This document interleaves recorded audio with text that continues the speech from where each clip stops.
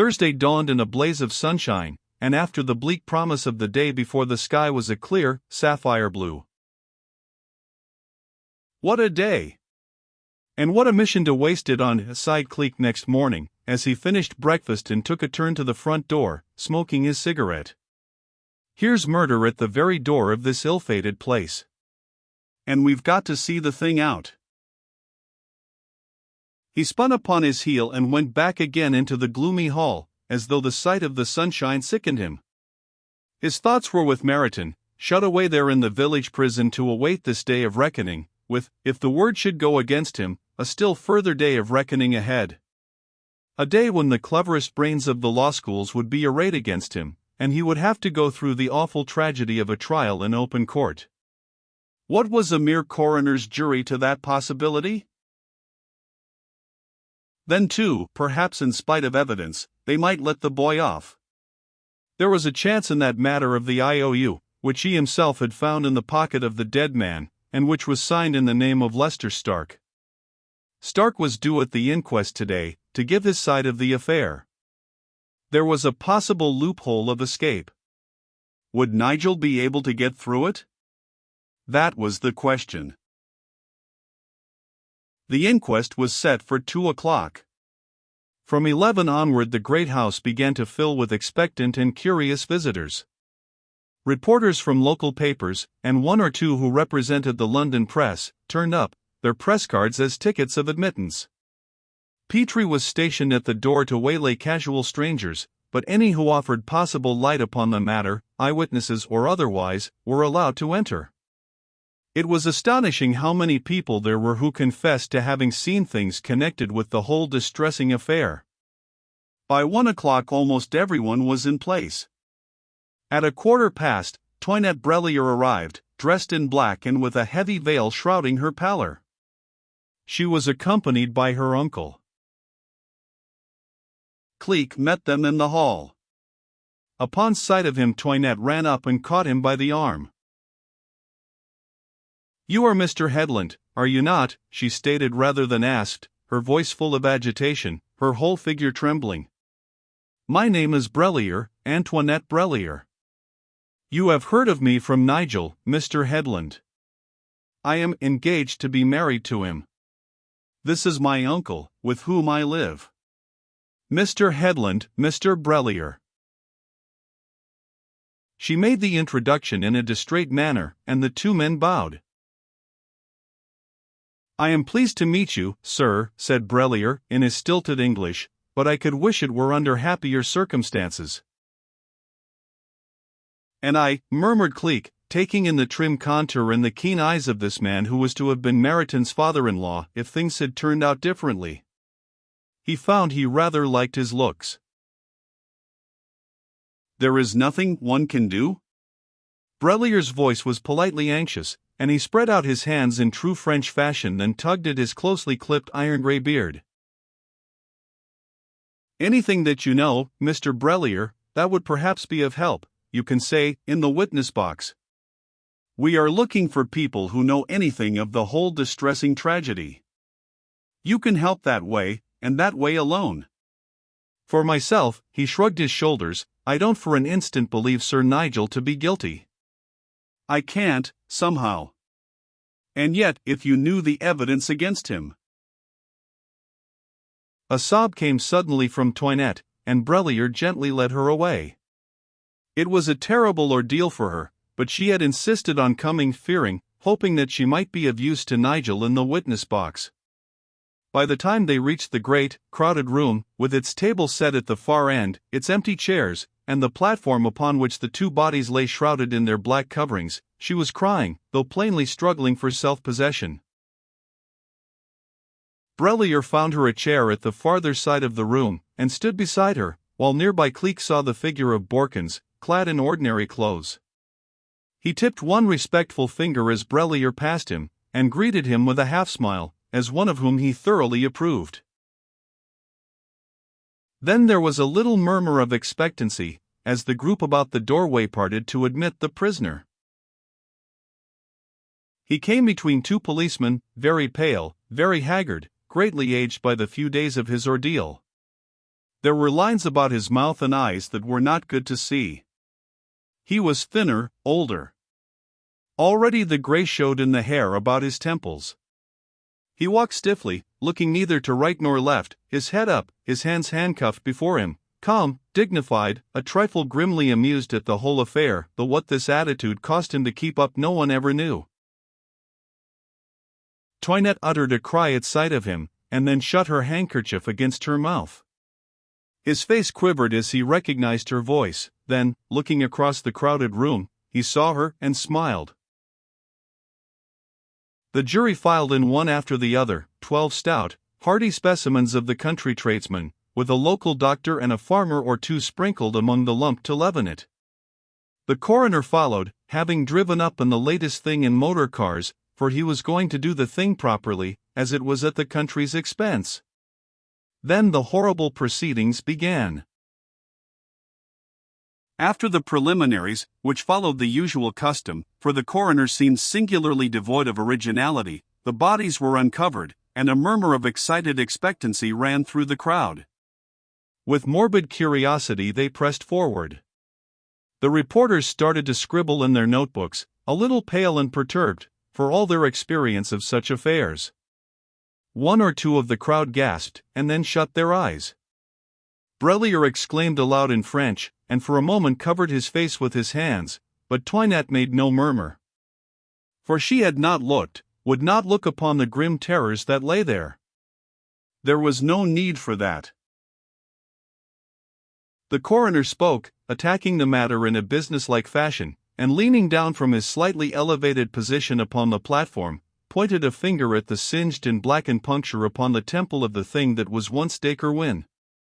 He pointed also to the wound in the head of Collins. It is apparent to all present, he began in his flat voice, that death has been caused in each case by a shot in the head. That the two men were killed similarly is something in the nature of a coincidence. The revolver that killed them was not the same in both cases. In that of Mr. Wynne we have a bullet wound of an extremely small caliber. We have, indeed, the actual bullet. We also have, so we think, the revolver that fired the shot. In the case of James Collins there has been no proof and no evidence of anyone whom we know being concerned. Therefore we will take the case of the man Dacre Wynne first. He was killed by a revolver shot in the temple, and death was, or should have been, instantaneous. We will call the prisoner to speak first. He lifted a revolver from the table and held it in the hollow of his big palm. "This revolver is yours," he said, peering up under his shaggy eyebrows into Mariton's face. "It is." "Very good.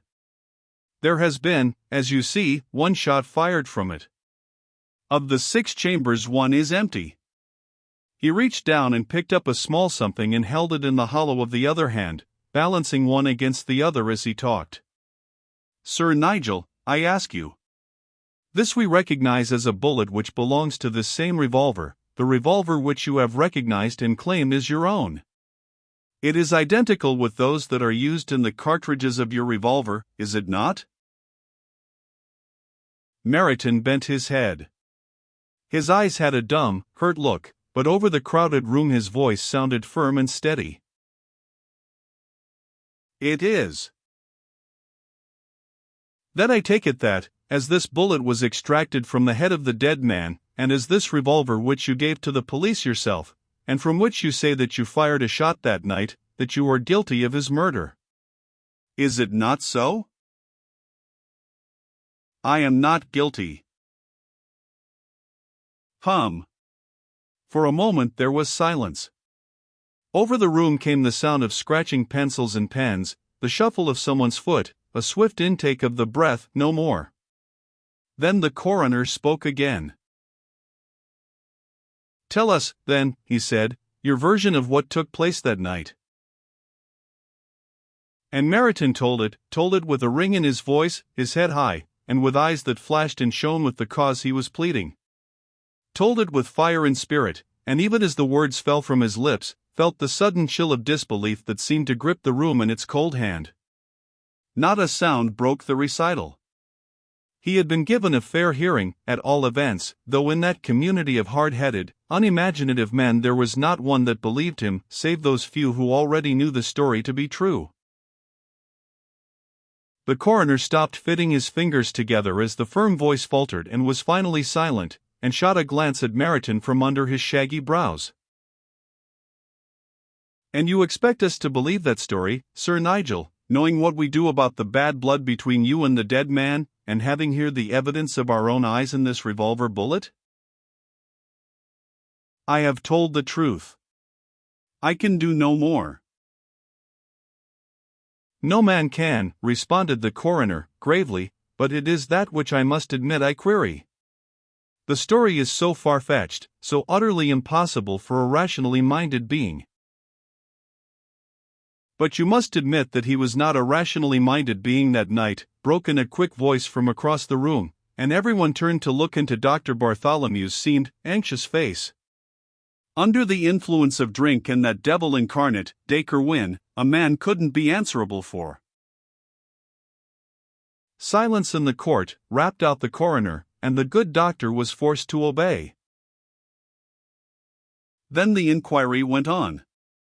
The prisoner was told to stand down, amid a chorus of protesting voices, for, though the story was disbelieved, everyone who had come in contact with Meryton had formed an instant liking for him. No one wished to see him condemned as guilty, save those few who seemed determined to send him to the gallows. 3 or 4 possible witnesses were called, but nothing of any importance was gleaned from them. Then Borkins was summoned to the table. As he pushed past Toinette's chair from the knot of villagers which surrounded him, his face was white, and his lips compressed. He took his stand in front of the jury and prepared to answer the questions which were put to him by the coroner. That man's method seemed to have changed since his questioning of Sir Nigel, and he flung out his queries like a rapid-fire gun. Borkins came through the ordeal fairly well, all things considered. He told his story of what he had said he had seen that night, in a comparatively steady voice, though he was of the type that is addicted to nervousness when appearing before people. Cleek, at the back of the court, with Mr. Narkom on his right and Dollops on his left, waited for that one weak spot in the evidence, and saw with a smile how the coroner lit upon it. His opinion of that worthy went up considerably. "You say you heard the man Wynne groaning and moaning on the garden pathway after he was shot, and then practically saw him die?" "I did, sir." "And yet, a man killed in that fashion, hit in that particular portion of the temple, always dies instantaneously. Isn't that rather strange?" Borkins went red. "I have nothing to say, sir. Simply what I heard." "Well, certainly the evidence does dovetail in, and the doctors may have been wrong in this instance. We can look into that evidence later. Stand down." Borkins stood down with something like a sigh of relief, and pushed his way back into his place, his friends nodding to him and congratulating him upon the way he had given his evidence. Then Tony West was called, and told all that he had to tell of his knowledge of the night's happenings in a rather irritated manner, as though the whole thing bored him utterly, and he couldn't for the life of him make out why anyone even dreamed that old Nigel had murdered a man. He told the coroner something of this before he finished, and as he returned to his place a murmur of approval went up. His manner had taken the public fancy, and they would have liked to hear more of him. But there was another piece of evidence to be shown, and this took the form of a scrap of creased white paper. It was waved aloft in the coroner's hand, so that everyone could see it. "This," said the coroner, "is an IOU found upon the dead man, for £2,000, and signed with the name of Lester Stark.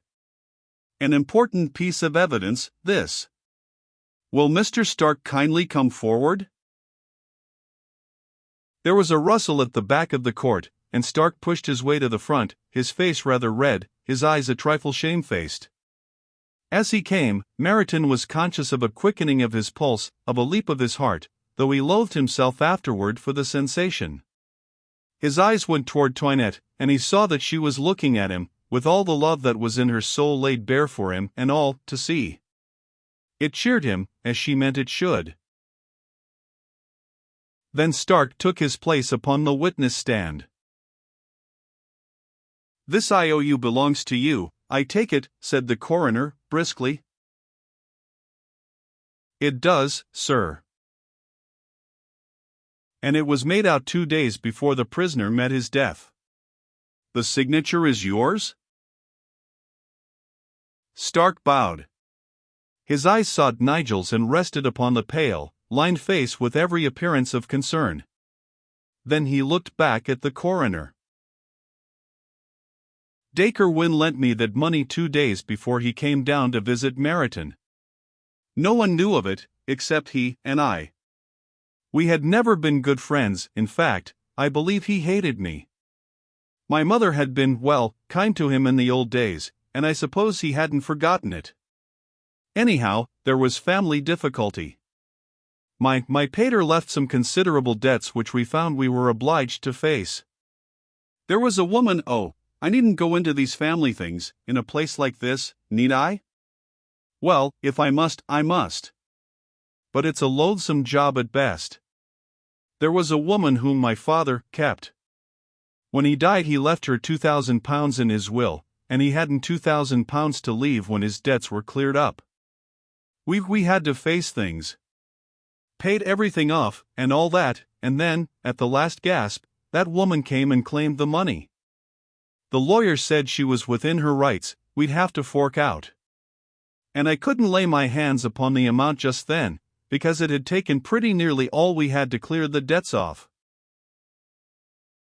"So you borrowed from Mr. Wynne?" "Yes, I borrowed from Dacre Wynne. I'd sooner have cut my right hand off than have done it, but I knew Meryton was going to be married, and I wouldn't saddle him with my bills. Don't look at me like that, Nigel, old chap, you know I couldn't. Tony West has only enough for himself, and I didn't want to go to loan sharks. So the mater suggested Dacre Wynne. I went to him, in her name, and ate the dust. It was beastly, but he promised to stump up. And he did. I'm working now on a paper, to try and pay as much off as I can, and a cousin is keeping the mater until I can look after her myself. We've taken a little place out Chelsea way. That's all." "And you can show proof of this, if the jury requires it," put in the coroner, at this juncture. "I can here and now." He thrust his hand into his pocket and drew out a sheaf of papers, tossing them in front of the coroner, who, after a glance at their contents, seemed to be satisfied that they gave the answer he sought. "Thank you. And you have no revolver, Mr. Stark, even if you had reason for killing Mr. Wynne?" Stark gave a little start of surprise. "Reason for killing him? You're not trying to intimate that I killed him, are you? Of all the idiotic things. No, I have no revolver, Mr. Coroner. And I've nothing more to say." "Then stand down," said the coroner, and Lester Stark threaded his way back to the chair he had occupied during the proceedings, rather red in the face, and with blazing eyes and tightly set lips. A stream of other witnesses came and gave their stories. Brellier told of how he had been rung up by Meryton to ask if there were any news of Wynne's arrival at the house. Told, in fact, all that he admitted to know of the night's affair, and ended up his evidence with the remark that nothing on earth or in heaven would make him believe that Sir Nigel Meryton was guilty of murder. Things were narrowing down. There was a restlessness about the court, time was getting on and everything pointed one way. After some discussion with the jury, the foreman of it, a stout, pretentious fellow, rose to his feet and whispered a few hurried words to the coroner. That gentleman wiped his forehead with a silk handkerchief and looked about him. It had been a trying business altogether. He'd be glad of his supper. He got to his feet and turned to the crowded room. Gentlemen, he said, in all this evidence that has been placed before us I find not one loophole of escape for the prisoner, not one opening by which there might be a chance of passing any other verdict than that which I am compelled to pass now, save only in the evidence of Borkins, who tells that the dead man groaned and moaned for a minute or two after being shot. This, I must say, leaves me in some doubt as to the absolute accuracy of his story, but the main facts tally with what evidence we have and point in one direction. There is only one revolver in question, and that revolver of a peculiar make and bore. I have shown you the instrument here, also the bullet which was extracted from the dead man's brain. Is there no other person who would wish to give evidence, before I am compelled to pronounce the prisoner guilty and leave him to the hands of higher courts of justice? If there is, I beg of you to speak, and speak at once. Time is short, gentlemen. His voice ceased, and for a moment over the room there was silence. You could have heard a pin drop. Then came the scraping of a chair, a swiftly muttered, "I will. I will. I have something to say," in a woman's voice shrill with emotion, and Toinette Brellier stood up, slim and tall in her black frock, and with the veil thrown back from her pale face. She held something in her hand, something which she waved aloft for all to see. I have something to say, Mr. Coroner, she said in a clear, high voice. Something to show you, also. See? She pushed her way through the crowd that opened to admit her, gaping at her as she came rapidly to the coroner's table and held out the object. It was a small-sized revolver, identical in every detail to that which lay upon the coroner's table. That, she said clearly, her voice rising higher and higher, as she looked into Meriton's face for a single instant and smiled wanly, that, Mr. Coroner, is a revolver identical with the one which you have there. It is the same make, the same bore, everything. So it is. For a moment the coroner lost his calm. He lifted an excited face to meet her eyes. Where did you get it, Miss Brellier? From the top drawer of the secrétaire in the little boudoir at Withersby Hall, she said calmly, where it has always lain. You will find a shot missing. Everything the same, Mr. Coroner, everything the same. It belongs to some member of your household, Miss Brellier? She took a step backward and drew a sharp breath. Then her eyes were fixed upon Meriton's face. It belongs to me, she said.